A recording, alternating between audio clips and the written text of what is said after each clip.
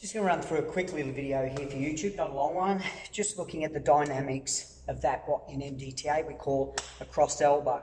In other words, using this part of the elbow in a striking action when we're talking about close quarters or when somebody's closed the gap.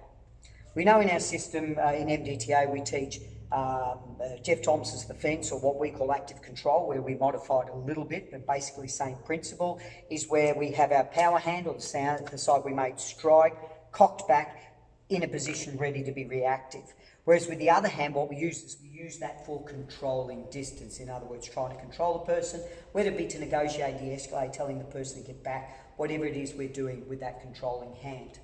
But anyway, this video is quickly about that, the dynamics of that elbow.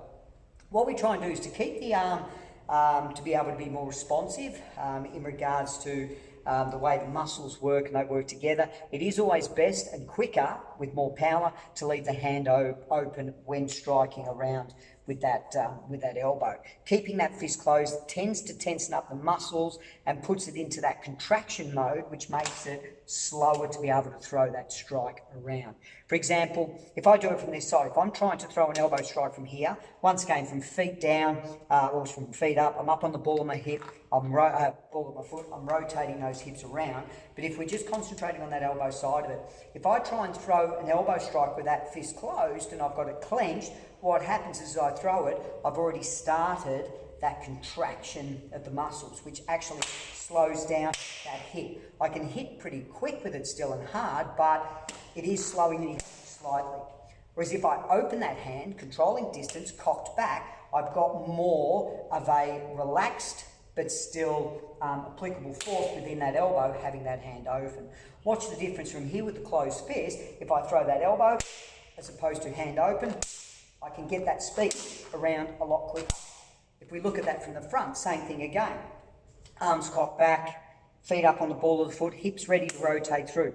The person is coming in, or the attacker's coming in. I've tried to control distance. I want to then throw that elbow around to connect with that strike.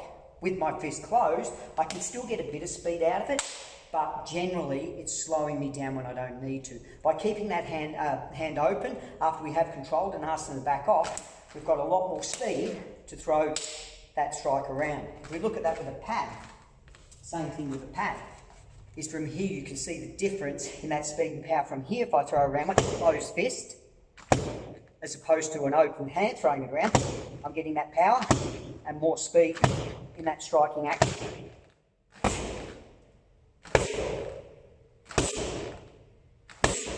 I'm actually striking in a close range.